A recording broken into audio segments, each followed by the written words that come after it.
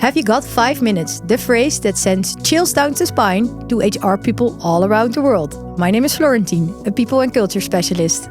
And I'm Paul, and as a senior people and culture professional, I can't count how many times I've gotten this question. A simple request that turns into a big topic, an unexpected turn of events, or a really complex problem. Let's face it, it's rarely ever just 5 minutes. Join us as we dive into the weird, funny, and surprising situations we encounter in our day-to-day work.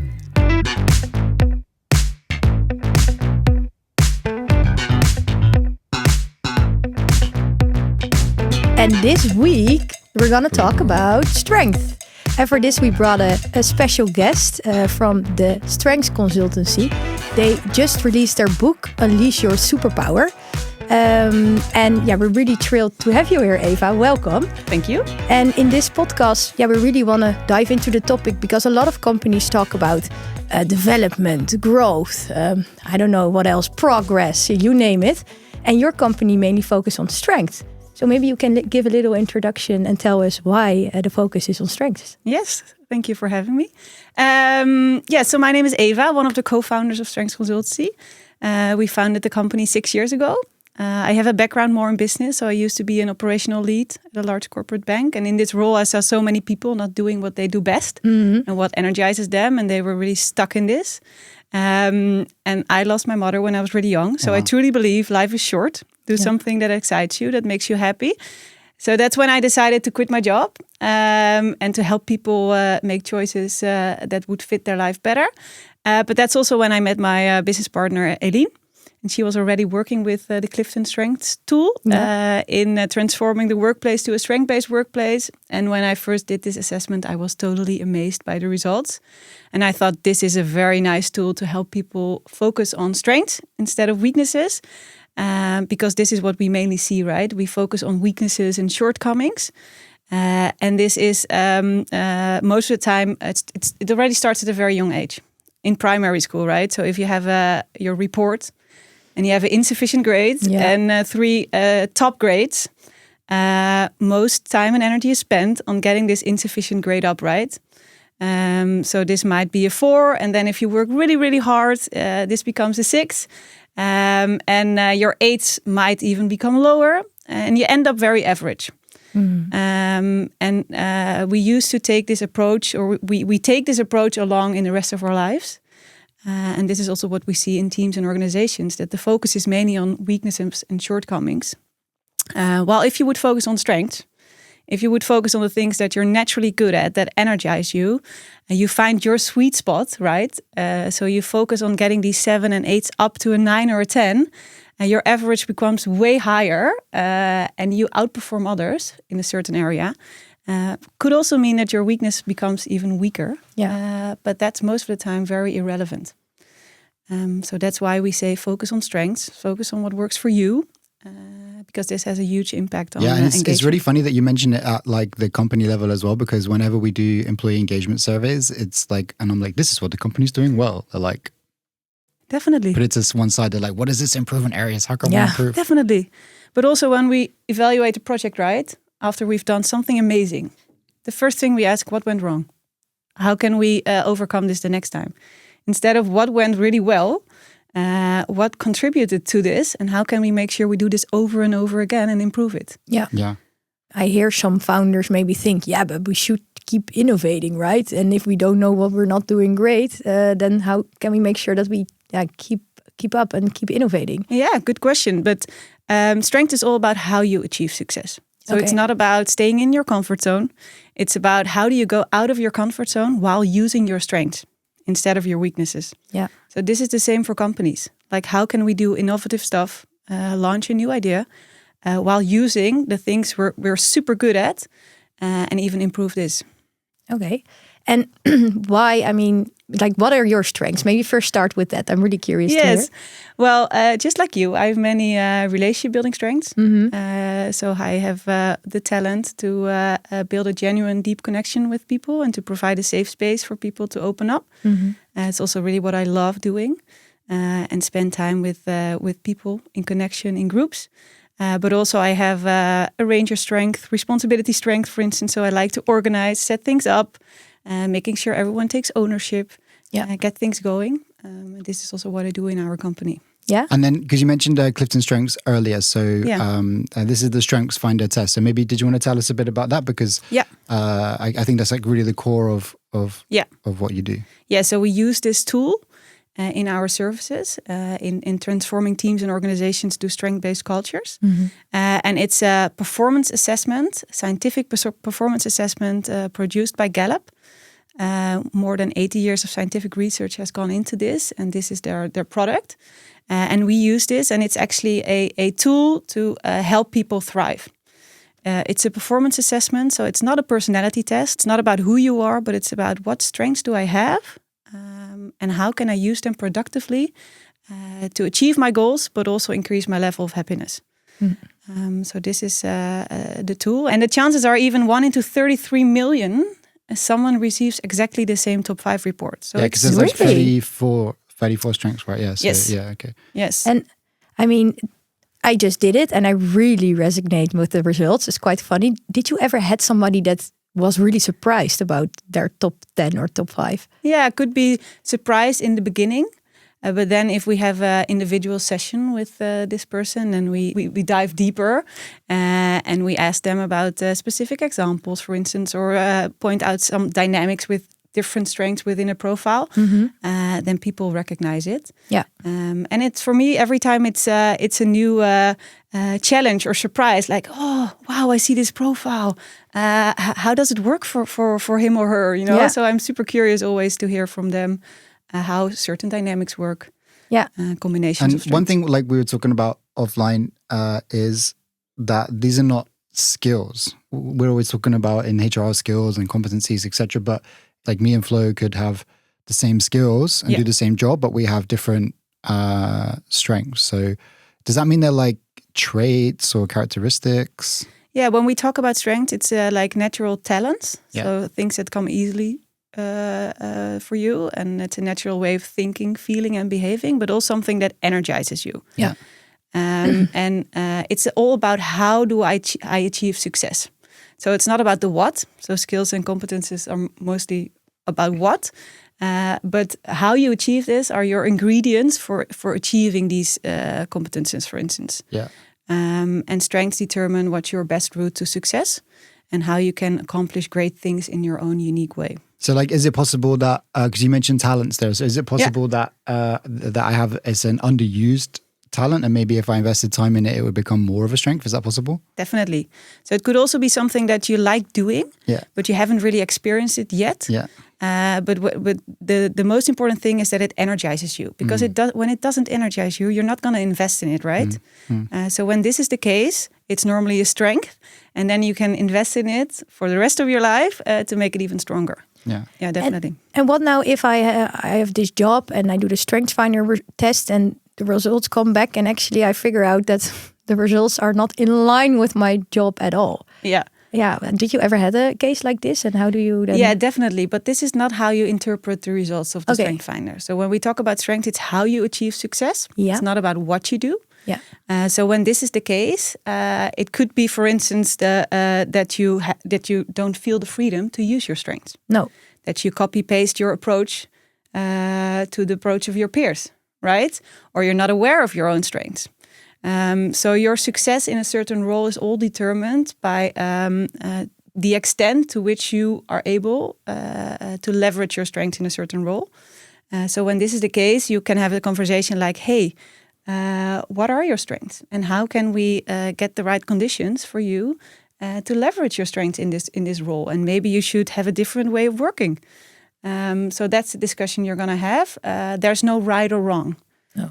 I can do this role if I have this strength. That's not how it works. Okay. I'm not surprised at all by my results. But maybe, we both did the Strengthsfinder and we thought maybe it's nice maybe to dive into our report so you can tell a bit about if we would be a good team or not. Yes. And we can also share that then with the audience later on our top 5. But maybe, Nice. Flo, do you want to just run through your top 5?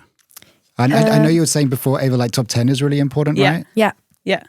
Yeah, so we normally work with top 10 because now if we only work with top 5, you have your left hand discovered, but you also have a right hand, right? Yeah. That's a really good way of putting it. Yeah. But let's start. Number 1 is woo. So Woo. that woo, What does that mean? winning people over, right? Okay, winning others over. over. Yeah. Or winning others over, sorry. Number 2 is positivity. Number Yes. 3 is empathy. Number 4 is developer. And number 5 is arranger. Yes. Yeah. What does developer mean? It means really that I see the potential in others. Oh, Yes. cool. And you would like to contribute to Yeah. this. And I really see every little progress. Yeah. I'm like, yeah. Yeah, bit of Let's a go. cheerleader maybe actually when I look at this profile. Well, especially the combination of positivity and developer. Yeah. Like being a true cheerleader on someone's journey in growth. Definitely. Yeah. So you have many overlapping strengths if we look at the top 10, but also some differences. So for instance, Flo, you have arranger, Yeah. an achiever in your top 10. And for me, I already spotted this strength in preparing for this podcast. Yes. So you were the one scheduling a call with me, like saying, "Oh, this is the process. We need to organize this and that," but also giving me the script. Like, okay, you can think of these questions that we want to ask. Yeah.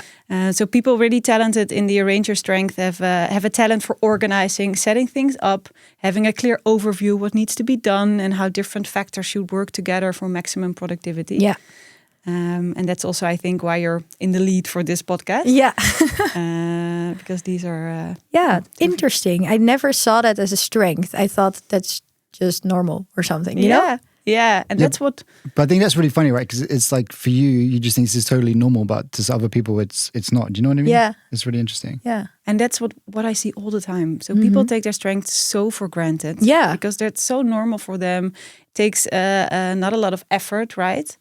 So you really need other people also to point out your strengths and your unique added value, because otherwise you cannot claim your strengths. Yeah, because I noticed at the top of my, and I'm not just saying this to like boast, but like the top of mine says strategic. And what it says is like, I can really see the patterns and issues that are affecting something and kind of see different ways to proceed in different scenarios. And like, I don't know whether they have blind spots, right? Yeah. But like what I notice is I quite often in my mind, I'm like, how can this person not see that? Yeah. Because I've already seen like a year ahead. Definitely. I'm thinking like, okay, this is going to happen in between. And this person's really focused on what we're doing right now. And I'm Yeah. like, how have they not seen it? Yeah. Yeah. So especially this strength is a very intuitive strength. Yeah. So it just happens. Yeah. And you think in different scenarios, you think 3 steps ahead. And based on this, you make up your mind. Like, oh, we need to go for option C.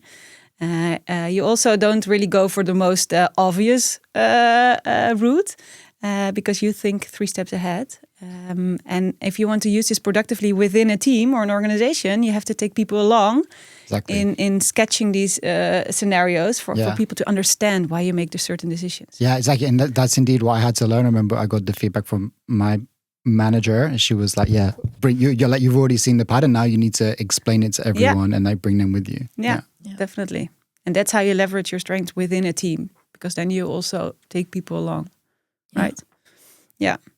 And how can you implement the strengths in your day-to-day performance? Because I know still a lot of performance reviews are quite, let's say old-fashioned. Yes. Some even still do, get a rate from 1 to 5, a number for your performance. I really hate that. Yeah. And it's like, and this year you really need to work on this and this points because then you're gonna get a promotion.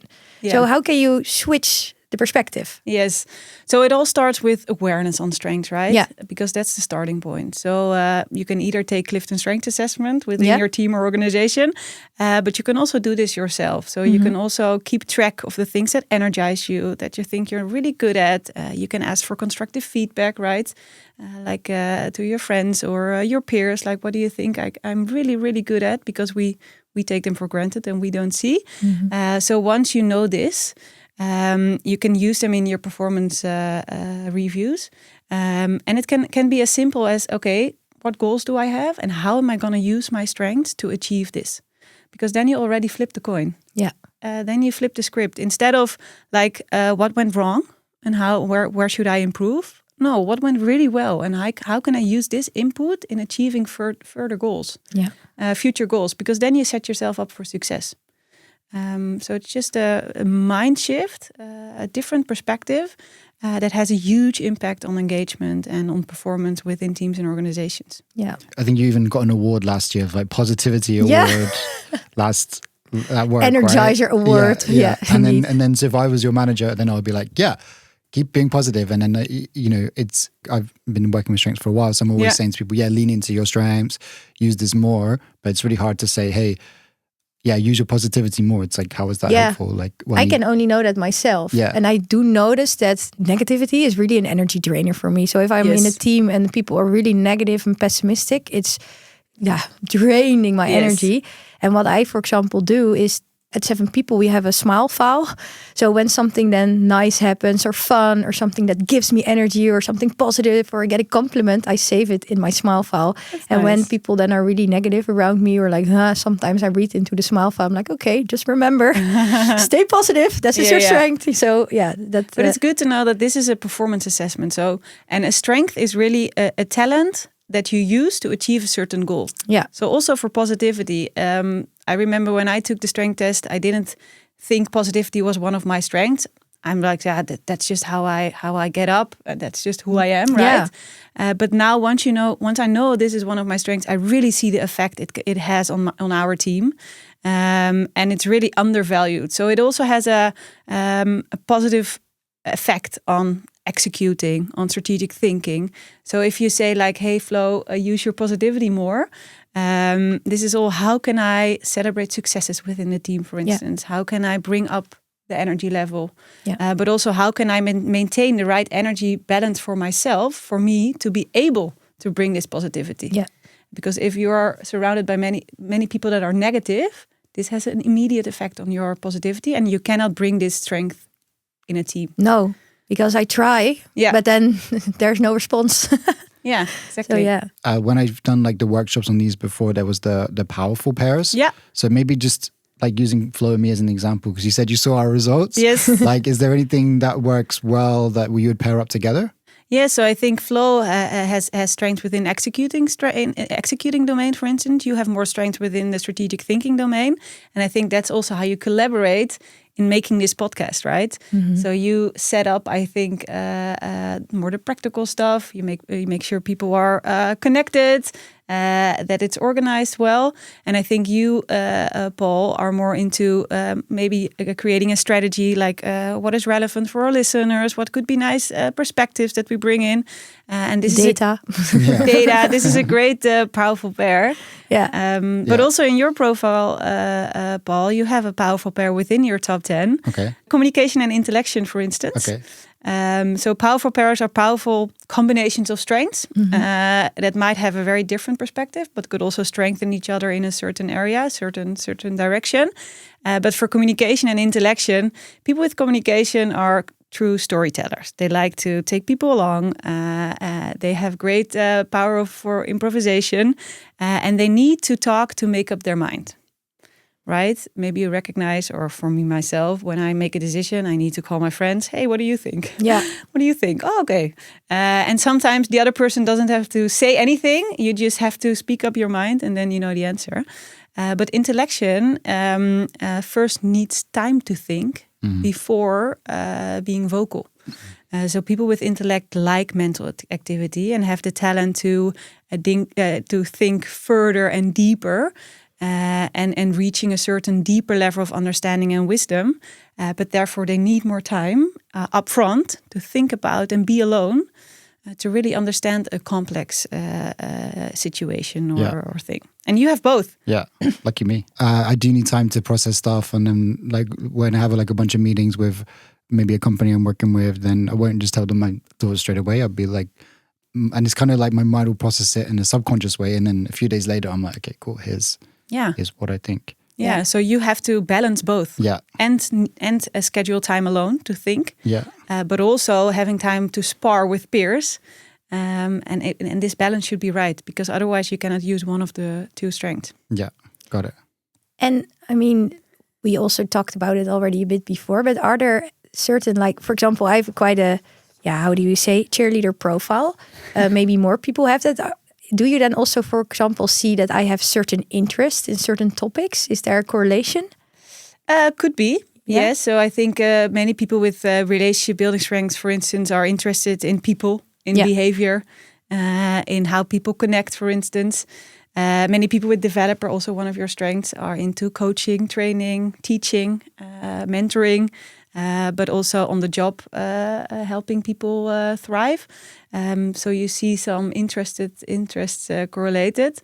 And I think one thing we already discussed, we always ask people in the beginning of our team sessions, what is your guilty pleasure? Just for people to open up and to break the ice. And then, many people with, for instance, empathy, positivity, communication, like trash TV. You relate, right? Yeah, I really relate. I watched Married at First Sight yesterday and I cried. So confession. Yeah, so you see some correlations. While people with learner, for instance, they really need to, if they watch TV, watch a documentary or something they can learn from.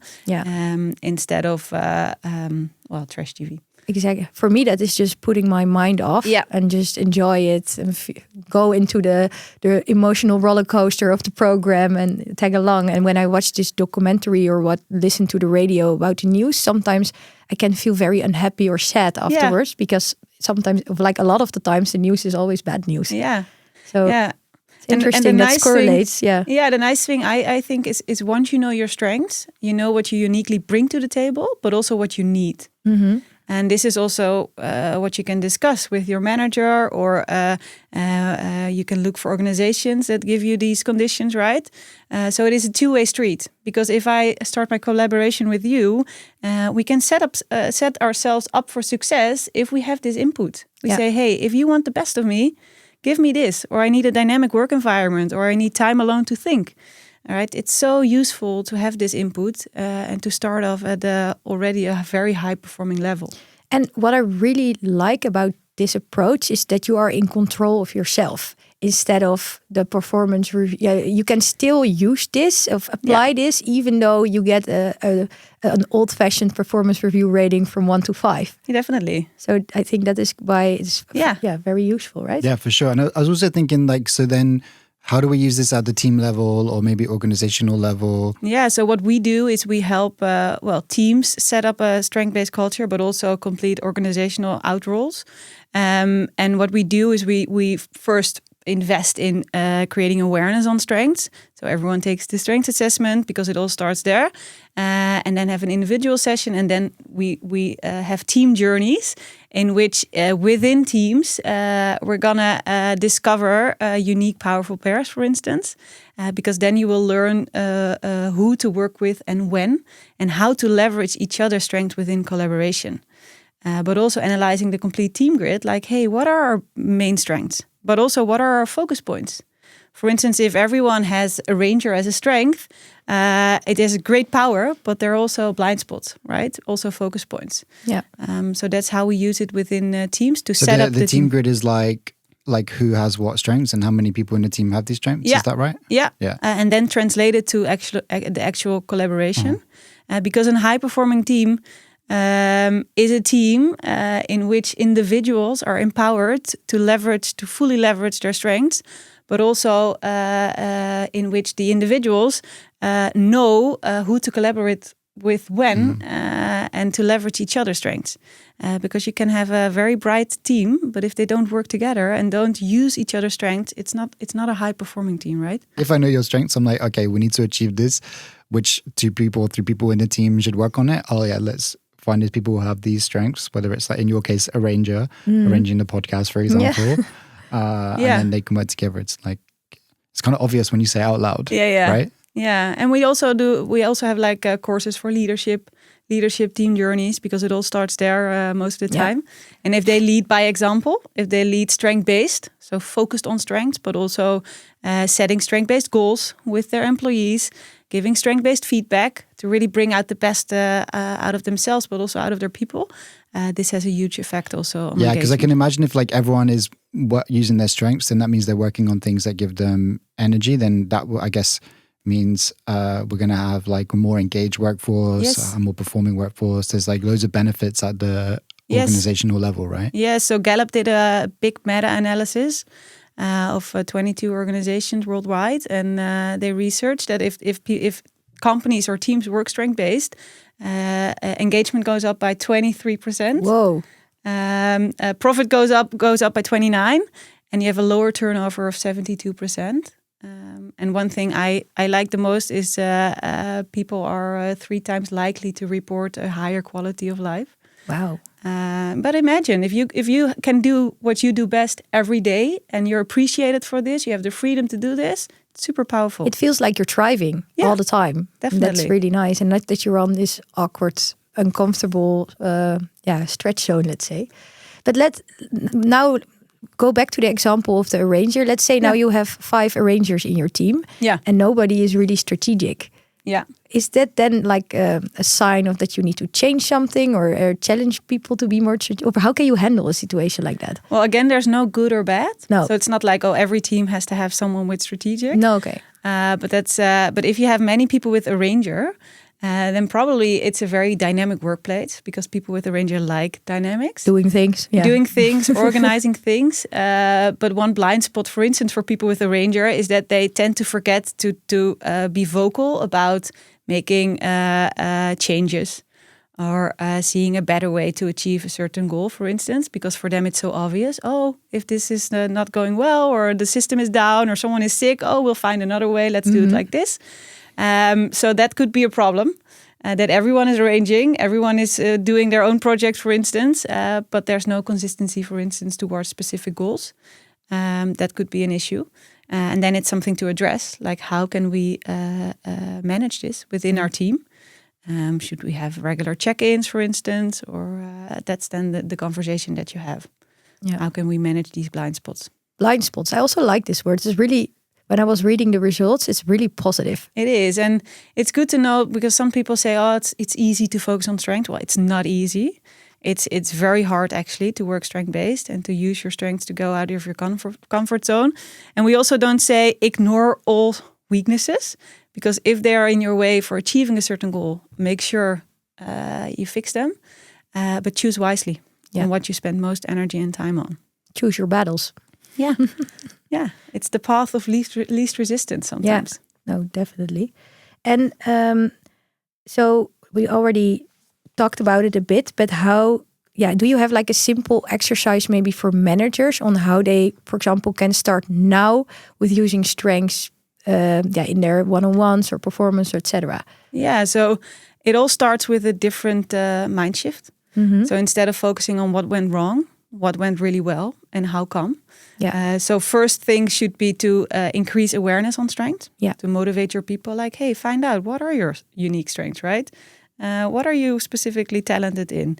What energizes you? To have insights into these things, and then it's up for you as a manager to lead by example and to analyze like what really worked well, and what was the environment you were in, what made you thrive, what did you need for this, and how can I help you achieve this and set you up for success. Yeah. So it's all about shifting the perspective in your leadership style. And we also learn leaders to become strength-based leaders. And that's all about setting clear goals on the what, and preferably strength-based goals. Mm-hmm. And then leaving room and opportunity for every individual to find their route to success, leveraging their own strengths to achieve this goal. And this might be completely different than your preferred approach. Yeah. So this is also difficult for leaders, right? To let go and to trust the other person that you will be able to achieve a certain goal. And this might mean that someone with intellection should also have like 2 hours a day to think about complex matters, right? Or someone with a ranger, like dynamic work days, that you come in at 11, you go to the gym at 1, and you do all different stuff together, but you will fix it because that's how you thrive. So it's also about letting go how people achieve success. And then you are able to get the best out of your people. Very interesting. So also moving away from the standard 9 to 5, moving away. But you know, I really like how you positioned it, because it's like the right thing to do. You know what I mean? It's not the easy thing to do. It's actually really easy to be like, you're not very good at this, do this better. Yeah. Like that's easy. It's harder to be like, oh yeah, you're really strong in this. I'm going to allow you to use your strengths. I'm going to give you space to use it. And sometimes it even feels uncomfortable for people. Oh, do I get this opportunity, right? To leverage this strength? Yes, you can. Like one of the things someone told me once is, first of all, like you can identify your strengths because that's the time when you're using them, that's when you lose track of time and Yeah. you're in like this flow state, we call it, right? But also investing in your talents, I think, because they become more of a strength. It's like you have an exponential benefit, right? Yeah. So if I invest time in something, I'm going to get better at it. But if it's not my strength, I'm going to increase slowly. I'm going to get better slowly. Whereas if it is my strength or my talent, then I'm going to get better faster. Definitely. And that's why a strength, it's also important that it energizes you. If you like it, you invest in it, you want to do it, right? And that's when you really go sky high. Yeah. And let's say I'm listening to this podcast right now and I'm like, I really want to figure out what my strengths are, but my company doesn't support the Strengthsfinder, let's say. Yeah. How can you then maybe start reflecting yourself and figure out what your strengths are? Well, you can buy the assessment yourself, so it's not attached to the organization. So that's a good thing to know. But also, it's all about creating more awareness about your unique strengths. So keeping track of the things that energize you, that you're really good at. Ask for constructive feedback within your environment. Like, what do you think I do really, really well? Because we need this, because we take them for granted. Yeah. And once you know this, you can think of, how can I make small adjustments in my workday or in my life that help me thrive? Yeah. For a ranger, it's all about doing different things at the same time. How can I implement this in my workday? Oh, I now have focus blocks. Well, get rid of the focus blocks because they don't work for people with a ranger normally. No. So what small adjustments can you make? And I would definitely advise you also to buy the book. Yeah. Because this is the reason why we wrote the book. Yeah. Because many people say, okay, now I know my strengths. How can I embed them in my life? Because that's difficult. And this is a very practical handbook with lots of exercises, assignments, but also knowledge on the strength-based approach and the different strengths to really help you embed this in your way of life. I just thought of something that we did at 7 People that made me realize what my strengths are. We went on a company trip and we made a Polaroid picture of everybody. We put it on a wall and we called it the compliments wall. Yeah. And then everybody, every day we had sessions and did things and you could leave a compliment at someone's picture. And then at the end of the week I had this like big envelope with compliments, with post-its. And I saw so many times coming back, thank you for your positivity. I really like your positivity and all about that positivity. And I was like, whoa. You're like, there's a theme here. There's a theme here. Yeah. I'm really positive. And then I saw that number 2 in the Strengthsfinder. I thought, that is maybe my strength, my superpower. Well, this is what you bring to the team with these initiatives that feel so natural to you, but have a huge impact on, your trip in this case. But I thought it was a nice way indeed. Like the compliments wall is maybe a nice like little assignment. It's very easy. To make people realize what their strengths are. Yeah. And we always advise teams also to spend on a regular basis time on strengths. Like, okay, what went really well the past sprint? How come? What did we do? Okay, how can we use this input for our future goals to really set the team up for success? So it gives great insights only by asking one question. Yeah.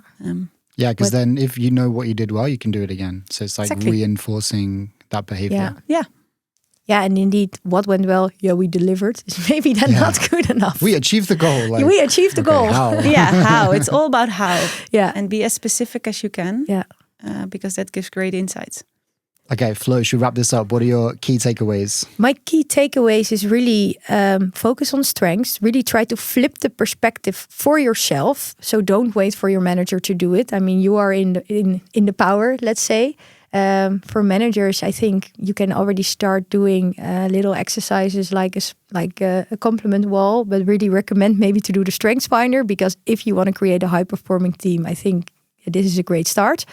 No, I agree with everything you said completely. I've been working with Strengthsfinder for a while now, and I notice it really helps. So I just think for me, it's just, we were talking about positive psychology before, so really just flipping it around and focusing on what's going well rather than what went wrong. Flip the perspective. Yeah, and the more you will practice, the easier it becomes. Yeah. Because it can be quite hard for people. Yeah, let's see, because I have my session next week. I'm really curious. So thank you so much for joining us today. And thank you, listeners, for listening again. See you next time. Shout out to our allies Personio for making this episode possible.